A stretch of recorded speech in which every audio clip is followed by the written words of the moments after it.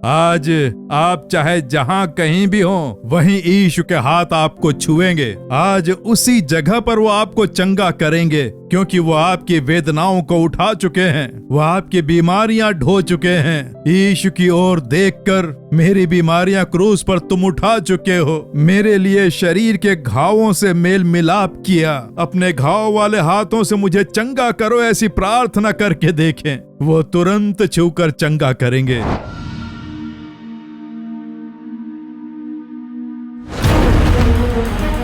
उन्हें क्रूस कंधे पर उठाकर क्यों जाना पड़ा? क्यों स्वयं को क्रूस पर समर्पित करना पड़ा?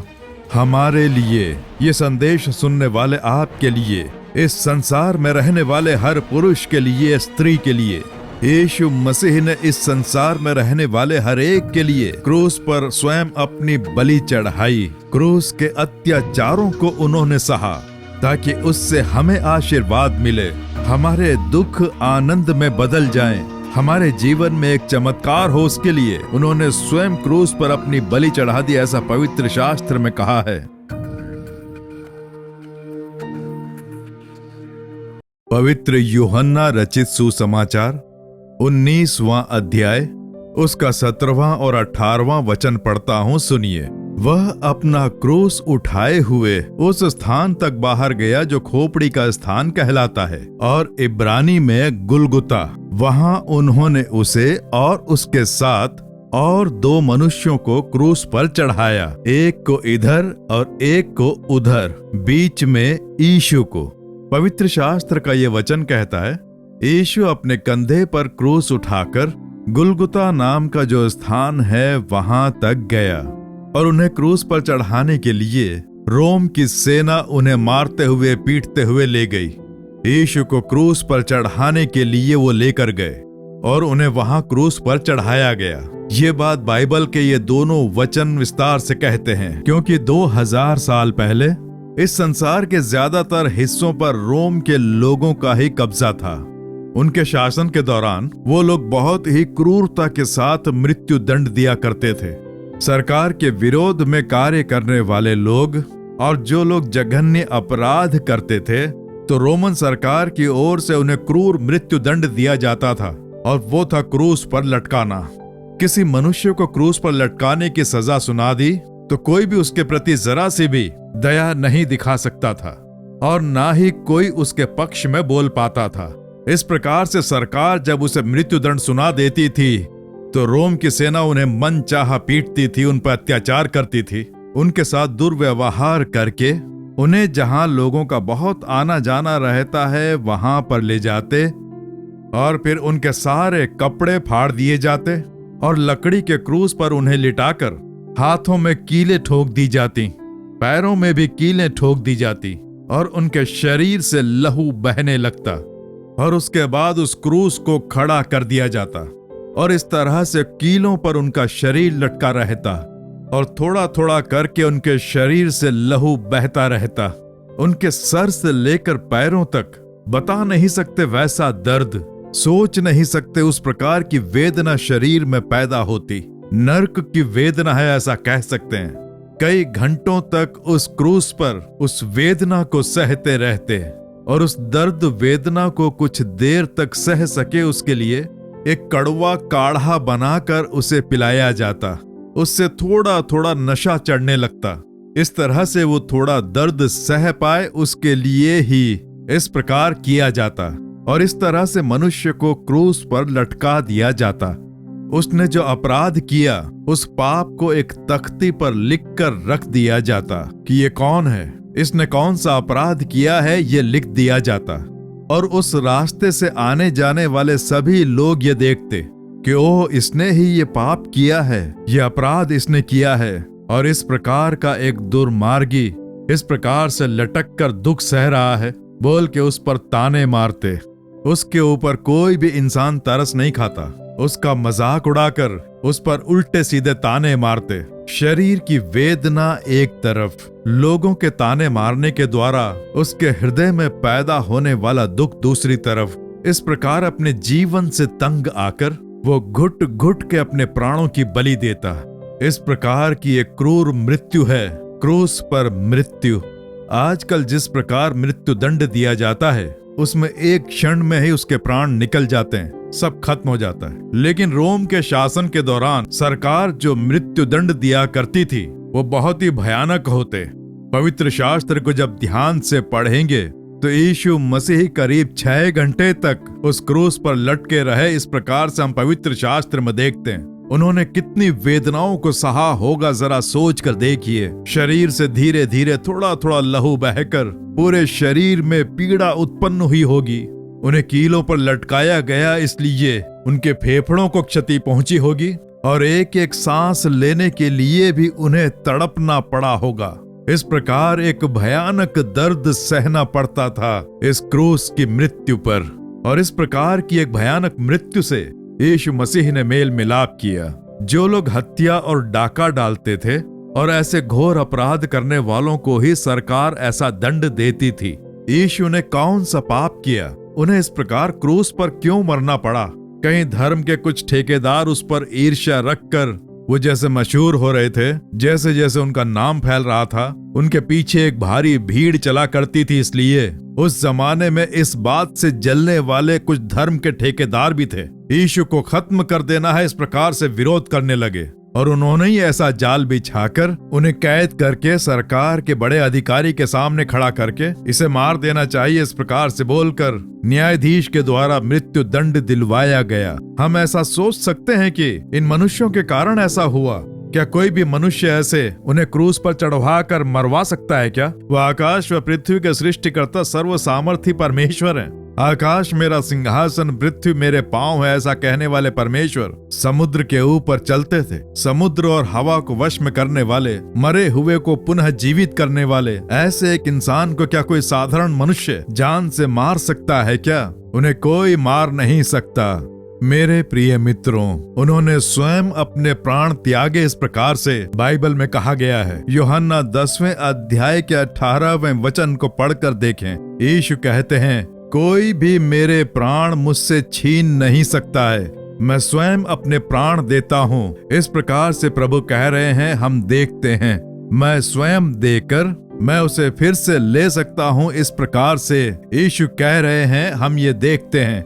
मेरे प्रिय मित्रों, जिसने कोई अपराध नहीं किया, जिसने कभी कोई पाप नहीं किया, दो अपराधियों के बीच एक अपराधी बनकर वो लटके।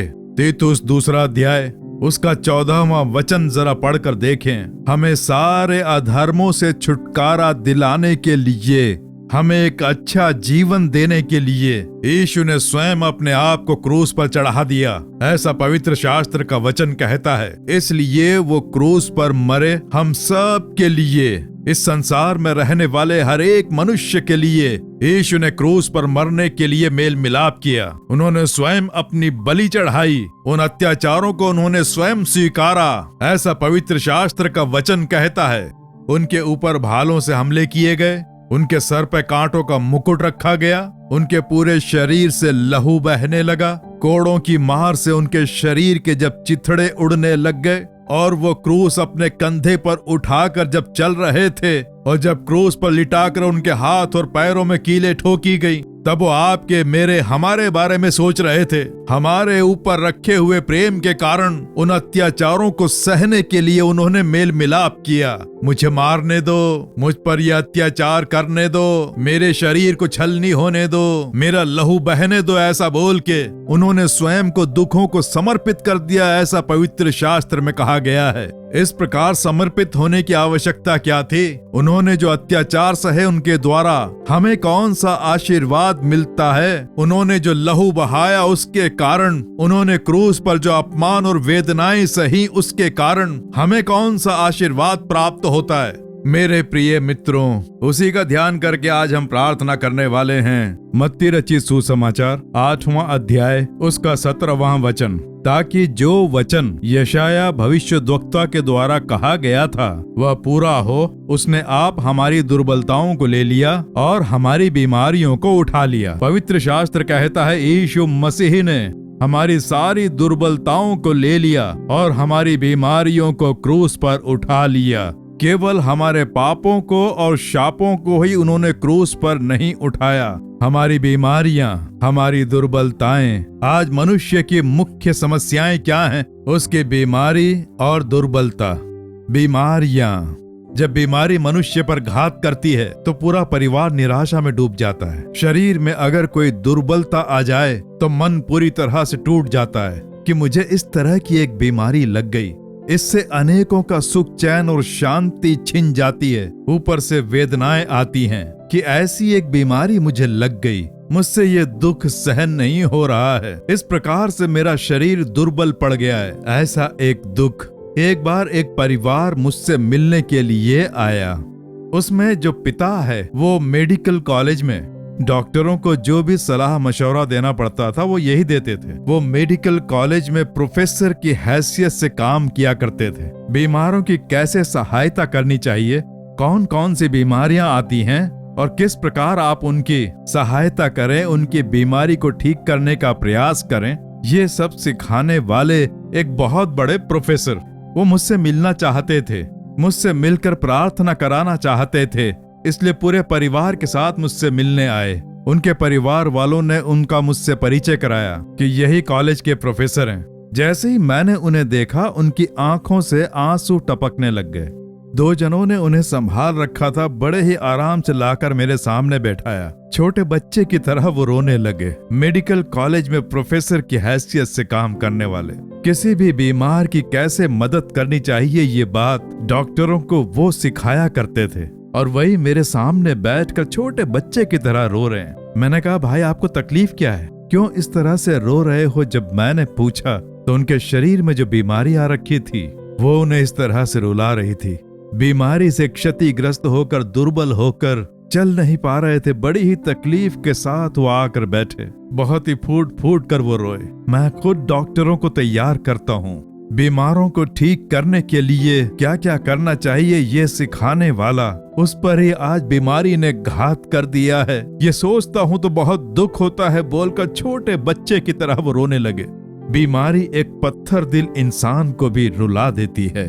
चाहे कोई भी बीमारी क्यों ना हो, इंसान कैसा भी क्यों ना हो, उसके मन में एक दुख लेकर आती है। वो उसकी शांति छीन लेती है। कोई बच्चा बीमार पड़ जाए तो पूरा परिवार दुखी हो जाता है। पति अगर बीमार पड़ जाए तो उसकी पत्नी और उसके बच्चे बहुत दुख उठाते हैं। कहीं कुछ हो न जाए, ऐसी एक वेदना। और इसी तरह बीमारी से क्षतिग्रस्त होकर बहुत ही दुखी अवस्था में आप लोग यहाँ आए होंगे। आपके शरीर का कोई न कोई अंग क्षतिग्रस्त हो गया होगा और उससे जो दर्द उठ रहा है उसके कारण, क्या प्रभु मुझे चंगा नहीं करेंगे, ऐसी एक इच्छा के साथ आप आए होंगे। इसलिए मेरे प्रिय मित्रों, चाहे कैसी ही बीमारी क्यों ना हो, उसका जो दर्द है वो यीशु क्रूस पर उठा चुके हैं। उनका लहू हमारे पापों को धोकर शुद्ध करता है, ये पवित्र शास्त्र में कहा गया है। इतना ही नहीं, जब उन्हें क्रूस पर लटकाया गया तो हाथ और पैरों में कीले ठुकवा कर लहू बहाया होता, लेकिन इन सब से पहले नुकीले भालों से उनके शरीर को छेदा गया।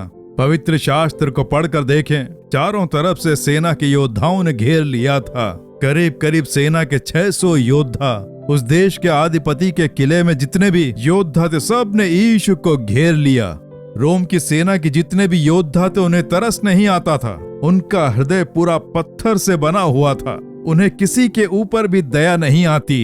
यीशु मसीह के शरीर को 39 बार भालों से उन पर वार करके शरीर को छलनी किया। उनकी पीठ भालों की मार से छलनी हो गई। एक भक्त कहता है, उनकी चमड़ी इस तरह से छिल गई कि हड्डी दिखने लगी। जब यीशु का इस जगत में जन्म हुआ तो उससे करीब करीब 600 साल पहले यशाया नाम के भविष्यद्वक्ता ने कहा कि यीशु इस जगत में आकर, यानी ईश्वर मनुष्य के रूप में आकर कैसे अत्याचारों को सहन करेगा। उसका हृदय छलनी होगा, अत्याचारों को सहेगा। इस तरह से भविष्यद्वक्ता ने पवित्र शास्त्र में लिखा है। और उन वचनों के अनुसार उनकी कमर इतनी छिल गई थी कि उसमें से हड्डी दिखाई देने लगी। इतनी बुरी तरह से उन्होंने अत्याचारों को सहा। सर पर कांटों का मुकुट रखा गया। सर से लेकर पैरों तक शरीर को घायल किया गया। उन्हें कुचला गया। इस प्रकार से यशाया 53वां अध्याय उसके 4 और 5वें वचन में हम पढ़ते हैं, उनके शरीर को कुचला गया। उनके शरीर को इस तरह से इतनी वेदनाएं क्यों?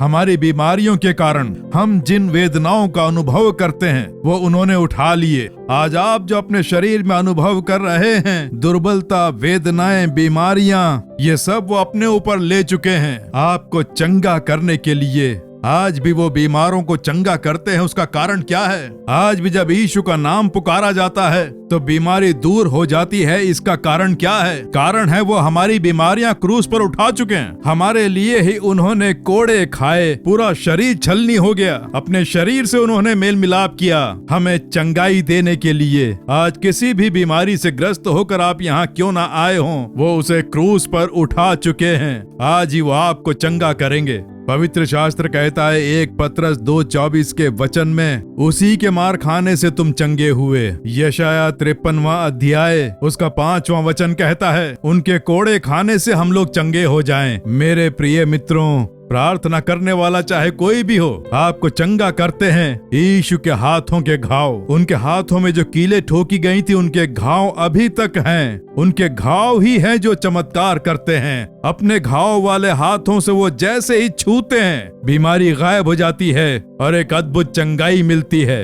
आज आप चाहे जहां कहीं भी हो, वहीं यीशु के हाथ आपको छुएंगे। आज उसी जगह पर वो आपको चंगा करेंगे, क्योंकि वो आपकी वेदनाओं को उठा चुके हैं, वो आपकी बीमारियां ढो चुके हैं। यीशु की ओर देखकर, मेरी बीमारियां क्रूस पर तुम उठा चुके हो, मेरे लिए शरीर के घावों से मेल मिलाप किया, अपने घाव वाले हाथों से मुझे चंगा करो, ऐसी प्रार्थना करके देखें। वो तुरंत छूकर चंगा करेंगे। उनके घाव वाले हाथ आपको छू के चंगा करेंगे। मैं जहाँ जहाँ जाता हूँ, जहाँ भी सेवकाई करता हूँ, वहाँ अनेक लोग गवाहियाँ देते समय कहते हैं कि एक हाथ ने मुझे छुआ और मेरी बीमारी जो थी गायब हो गई।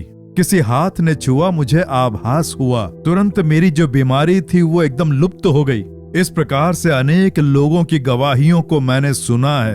एक बार किसी ने मुझसे कहा, मेरे सिर के अंदर जो बीमारी आई है वो कुछ अजीब सी है, एक दिन भी मुझे चैन से सोने नहीं देती। उस बीमारी के दर्द से बहुत परेशान था। इस सभा में जब प्रार्थना हो रही थी तो किसी ने मेरे सर को छुआ, मेरे सर पर कोई हाथ रखा गया, मुझे आभास हुआ, तुरंत मेरे सर में जो समस्या थी वो दूर हो गई। सब कुछ एक तरह से लुप्त हो गया और मैं चंगा हो गया, ऐसी उसने गवाही दी। एक बार एक माँ ने मुझसे कहा, मेरे शरीर में पेट के पास एक गांठ थी, ये कैंसर की गांठ हो सकती है, इस प्रकार से डॉक्टरों ने कहा, और ऑपरेशन कराने से मैं बहुत डर रही थी। हे यीशु, तू ही मुझे चंगा कर दे, ये गांठ निकाल दो, ऐसी बोलकर उसने प्रार्थना की। प्रार्थना के समय एक हाथ ने छुआ, जहां वो गांठ थी उस जगह किसी हाथ ने छुआ और वो गांठ निकल गई, ऐसा इन्हें आभास हुआ। बहुत ही अचरज होकर कहा कि भाई, एक हाथ ने मुझे छुआ, मुझे आभास हुआ, वो हाथ गांठ निकाल रहा है, मुझे आभास हुआ, और अब उस जगह पर गांठ नहीं है, वो गायब हो गई, ऐसा उन्होंने कहा। किसका हाथ था? यीशु का हाथ। घाव वाले हाथों ने छूकर उस गांठ को निकाल दिया। ये बहुत ही प्रसन्नता के साथ उन्होंने कहा। मेरे प्रिय मित्रों, इसमें आश्चर्य की बात क्या है आपको पता है? एक बार सेवकाई करने के लिए मैं एक शहर में जा रहा था, तो एक भाई भागते हुए मंच पर आया और उसने कहा कि मेरे पैर में ही एक समस्या है, मेरे पैर के तलवे में समस्या है, चल नहीं पाता हूँ, दर्द होता है, सूजन है। कितने ही डॉक्टरों को दिखाया लेकिन चंगाई नहीं मिली, ठीक से चल नहीं पा रहा था। लंगड़ाते हुए ही चल के मैं इस सभा में आया। यीशु मुझे भी छू कर चंगा करो, ऐसी मैंने आके प्रार्थना की। और फिर उसने बताया कि एक हाथ ने मुझे छुआ। प्रभु ने तुम्हें कहाँ छुआ? जब उससे हमने ये पूछा, मेरा पाँव जो सूजा हुआ था, उस पाँव को किसी हाथ ने छुआ, ऐसा मुझे आभास हुआ। तुरंत सूजन गायब हो गई, दर्द दूर हो गया, मेरा पाँव चंगा हो गया, देखिए बिल्कुल नॉर्मल हो गया। ये बड़ी ही प्रसन्नता से उसने बताया और इस चमत्कारी चंगाई से उसकी खुशी का ठिकाना न था। जरा सोच कर देखें, पिता परमेश्वर सर्व सामर्थ्यशाली हैं, वो पवित्र परमेश्वर हैं। एक मनुष्य पुकारता है कि प्रभु मेरे पाँव को छूकर चंगा कर दो। आप सोच कर देखिए, किसी मनुष्य के अगर पाँव को छूना पड़ जाए, जो कि आमतौर पर मनुष्य छूता नहीं है, लेकिन आप देखिए यीशु का प्रेम कैसा है। वो झुककर उस मनुष्य के पांवों को छूकर उसे चंगा करते हैं। इस प्रकार से बहुत ही दयालु परमेश्वर हैं वो। जब भी आप उन्हें देखकर पुकारते हैं, हे यीशु मुझे छूकर चंगा करो, जब ऐसा कहते हैं तो वो अपने घाव वाले हाथों से छूते हैं। आज ही वो आपको छुएंगे। आज उन्होंने अपने घाव वाले हाथ आपकी ओर बढ़ाए हुए हैं। आज वो आपको चंगा करने जा रहे हैं। आप विश्वास रखेंगे तो आज ही उनके हाथ आपको छूकर अद्भुत चंगाई प्रदान करेंगे और आप चंगाई प्राप्त करेंगे। उनके घावों से आप चंगे होते हैं। मेरे प्रिय मित्रों, यीशु के नाम से आपका हार्दिक स्वागत है। प्रभु के वचन आपने सुने। क्रूस पर वो हमारी सारी बीमारियां उठा चुके। आज कोई बीमारी आपको दुख पहुंचा रही है, वो कैंसर हो सकता है, अस्थमा हो सकता है, जॉइंट का दर्द हो सकता है, कोई हार्ट डिसीज हो सकती है। एनी डिसीज, चाहे कोई भी बीमारी हो, डरो मत, यीशु क्रूस पर उठा चुके हैं। उनके हाथ में कीले ठोकने के घाव है ना। वचन क्या कहता है? उनके घावों से हम चंगे होते हैं। जब हम प्रार्थना करते हैं तब क्या होता है? यीशु अपने घाव वाले हाथों से छूकर चंगा करते हैं। यही है रहस्य। अब प्रभु मेरे लिए तुम क्रूस पर बीमारियां उठा चुके हो, तुम्हारे घावों से मैं चंगा हो जाऊंगा, ये मैं विश्वास रखता हूं। उन घाव वाले हाथों से मुझे छुओ, इतना कहेंगे काफी है, बस और कुछ नहीं। यीशु आपकी बीमारी क्रूस पर उठा चुके हैं। आपके लिए उन्होंने घाव सहे, इसलिए अपने घाव वाले हाथों से छुओ। उनके छूते ही चंगाई, बस इतना ही। विश्वास रखते हैं। अब मैं प्रार्थना करने वाला हूं। बीमारी की जगह पर हाथ रखें। कहां आपको चंगाई चाहिए? हृदय में या अपने लंग्स में, अपने पेट में, अपने सिर में, अपने गले में? जहां भी बीमारी ने घात किया है वहां हाथ रखें। या अपने हृदय पर ऐसे हाथ रखकर यीशु मुझे छुओ, अपने घाव वाले हाथों से मुझे छुओ। मैं विश्वास रखता हूं मेरी सारी बीमारियां क्रूस पर तुम उठा चुके हो। ऐसा बोल के प्रार्थना करें, जोर से बोल के प्रार्थना करें। आपके घर में अगर कोई बीमार है तो उस पर हाथ रख के प्रार्थना करें। अब प्रार्थना करते समय यीशु छुएंगे। प्रार्थना खत्म होते ही आपको चंगा करके उठाएंगे। विश्वास रखें। प्रार्थना खत्म होते ही देखिए आपके शरीर में बीमारी गायब हो जाएगी। विश्वास रखें, उनके घाव इतने सामर्थ्यशाली हैं। यीशु के घाव। अब हम प्रार्थना करने वाले हैं। अपनी आंखें मूंद कर, परम पिता, इनकी बीमारी, दुर्बलता सब क्रूस पर उठा चुके हो। हमें चंगा करने के लिए तुमने अपने हाथों में घाव सहे। जब मैं मरने की हालत में था, मुझे अपने हाथों से छूकर मुझे अद्भुत चंगाई दी थी ना पिता।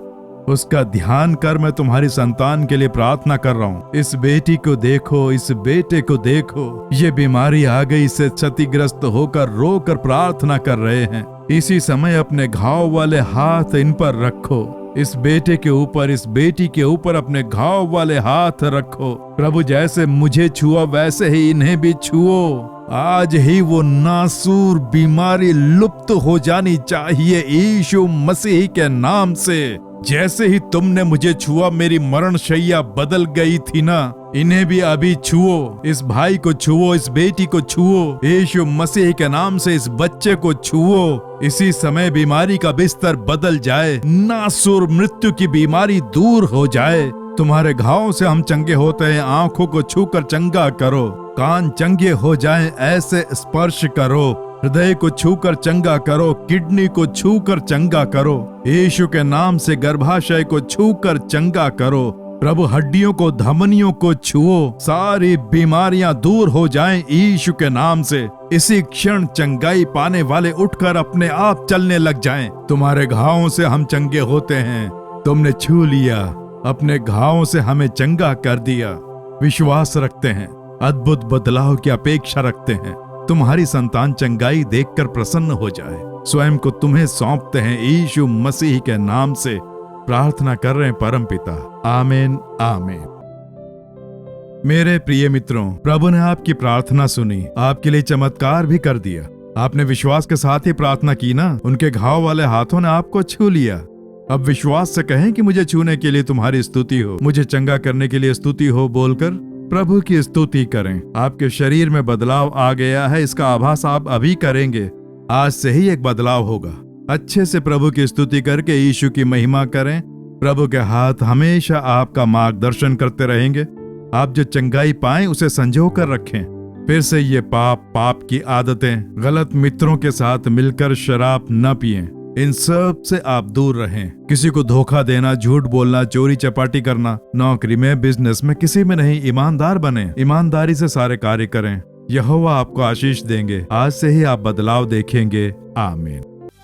For further details and prayer support, contact Jesus Redeems Ministries, Nallumavadi, Tuticorin District, 628211. Our phone number 04435454545. Email info@jesusredeems.org. Our website www.jesusredeems.com. God bless you.